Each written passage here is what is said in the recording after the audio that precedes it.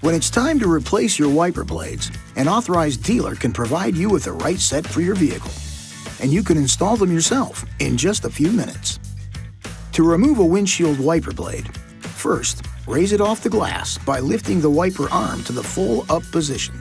Tilt the lower end of the blade away from the arm. Use one finger to push the release tab toward the wiper arm and keep it steady, while using the other hand to push the blade away from the J-hook and toward the windshield.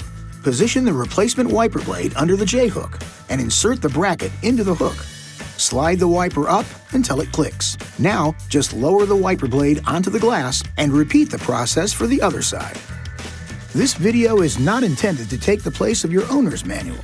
For complete details and other important safety information, please see your owner's information.